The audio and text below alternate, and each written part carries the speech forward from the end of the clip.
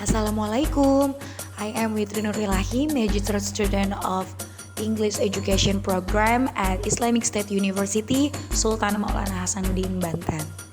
Well, in this change, allow me to share and summarize the book that I have read under the title Teaching English as a Foreign Language. And as we can see here, the author of the book is Dr. Syafrizal, M.Pdb. He is an associate professor at Sultan Ageng Tirtayasa University. As we know from the chapter, TEFL, or Teaching English as a Foreign Language, is a field of study that focuses on teaching English to non-native speakers. And this book has 5 parts of topic and 32 chapters, which could be an essential topic for anyone who wants to teach English as a foreign language. There are strengths and weaknesses from this book. The first, the book offers a comprehensive understanding of language acquisition, writing process, and teaching methods. It is offer practical strategies for language development, including creating language-rich environment, using demonstration, and incorporating cultural backgrounds. The book also provides references to resources like the Child's Database and TFL book for further exploration. It is also referred to as Indonesian English teachers. And however, it may lack in-depth analysis and discussion, aiming for an overview rather than a comprehensive examination, and may lack empirical evidence, research findings, potential limitation, and case studies to support the theories and argument presented. Additionally, it may not address potential criticism or provide specific example to illustrate the application of the strategies and technique. The first part of this book is discuss about language acquisition. This chapter provides an overview of language acquisition, including the process involved, factors influencing it, and stage of acquisition for both first and second language. It also discusses theories of language learning and the challenges faced in developing language skills. The factors that influence language acquisition, there are social and cultural milieu, native language, linguistic feature, age, input and exposure, motivation and attitude, individual differences, and the last is interaction and learning strategies. Overall, language acquisition is a complex process influenced by a combination of social, cognitive, and environmental factors. So, here are the stages of language acquisition in children. The first stage is pre-speech stage. The second one is babbling stage. The third, holoprestic stage. The fourth, combining word stage. And the last stage is stage of complete grammar. And how do the first language and second language acquisition correlate with each other? First and second language acquisition are interconnected processes that can influence each other. A strong foundation in one language can facilitate the acquisition of a second language, and as a learner can transfer their knowledge of grammar, vocabulary, and language processing strategies to the second language. This is known as positive transfer or language transfer. Conversely, negative transfer for interference occurs when the first language interferes with the second language acquisition, leading to error in pronunciation, grammar, or vocabulary. And the relationship between first and second language acquisition is complex and can vary depending on factors like language similarity, proficiency level, and learning context. Moving to second part of this book about English of foreign language. This chapter discusses the process of acquiring a first language and learning a foreign language, emphasizing the importance of comprehension input, challenges faced by EFL learners, factors influencing language use, and role of appropriate facilities, programs, and teacher competence in student learning. The main differences between first language acquisition and foreign language acquisition, there are environment, age of acquisition, subconscious versus conscious learning, interference, and language proficiency. The theory discussed in this book that reading and conversation can contribute significantly to improving English skill in several ways. The first, vocabulary expansion, grammar, and sentence structure, comprehension skills, fluency and natural language use, also cultural understanding. There are some factors can impact the successful acquisition of foreign language. The first is motivation, age, exposure and input, learning strategies, cultural factors, individual differences, and instructional factors.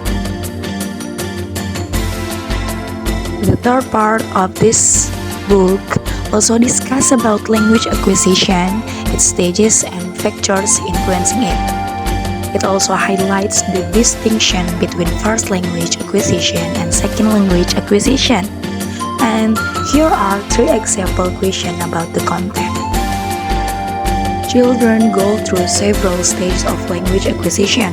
The first is the prelinguistic stage, babbling stage, one-word utterance, and two-word utterance. And social interaction plays a crucial role in language development. And here are some ways social interaction influences language development. The first is joint attention, conventional turn-taking, language modeling, scaffolding, and the last is peer interaction. The difference between learning a first language through interaction with the mother and learning a second language through formal education. Learning a first language through interaction with the mother is a natural process that occurs from infancy, driven by meaningful interaction and social interaction. It is primarily facilitated by the mother or primary caregiver, with no formal instruction or explicit teaching of grammar rules. The focus is on developing oral language skill before written language skill, and the child acquires language gradually. And learning a second language through formal education is consciously and with deliberate effort. It occurs in a structured educational setting, such as a classroom, and it is often focused on explicit instruction of grammar rules, vocabulary, and language skill. However, the learner may have limited exposure to the second language outside of the classroom and may have less opportunity for meaningful interaction and authentic language use. They may also rely on textbook, exercises, and language drill to practice and reinforce language skills. The fourth part of this book is discussed about language learning.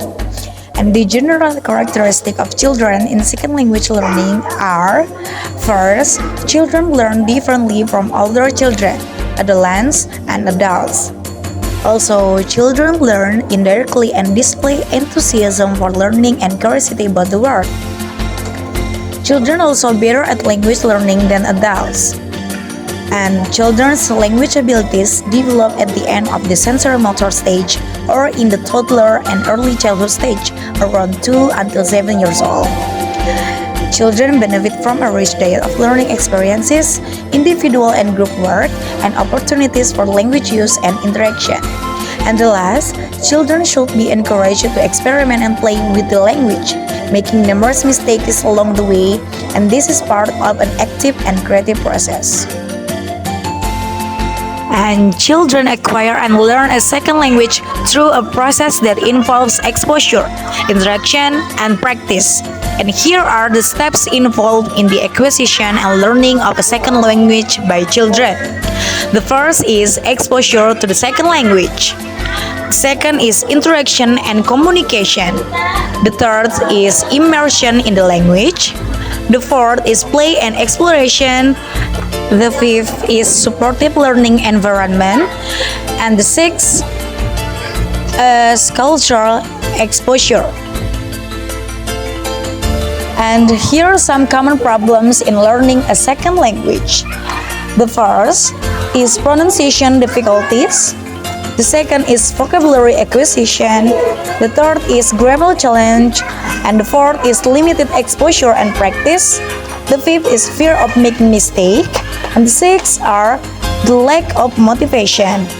Overall, addressing these common problems in common language learning requires a combination of effective teaching strategies, ample practice opportunities, and a supportive learning environment. And now, going to the last part of the book is discuss about teaching English as a foreign language or TEFL. And here are the main theories that support language acquisition in children. The first is interactionist theory, suggests that language acquisition occurs through social interaction and communication with others. The second is cognitive theory. According to this theory, language acquisition is closely linked to cognitive development. And the third is behaviors theory. This theory posits that language acquisition is a result of conditioning and reinforcement. And the fourth is innatist theory. The innatist theory, proposed by Noam Chomsky, suggests that children are born with an innate language acquisition device, or LAD, that allows them to acquire language effortlessly. And how does the development of first language learning occur in children?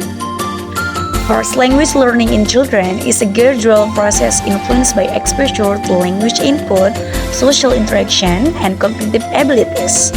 Children begin to communicate and imitate words and speech sounds in their first year, reaching telegraphic utterance by 18 months, and by age 3, they can comprehend a large amount of language input and become conversation generators. And play is crucial for extending language abilities, introducing new vocabulary, and enhancing understanding of social situation. And last, this book also gives and discusses about the strategies can be used to improve writing skills in students. The first is pre-writing, planning, writing and revising drafts, grammar and vocabulary, feedback and peer review, and the last is practice and reading. And that's all for the book report of Teaching English as a Foreign Language book from Dr. Syafrizal, M.Pdb. Thank you for your attention. Wassalamualaikum warahmatullahi wabarakatuh.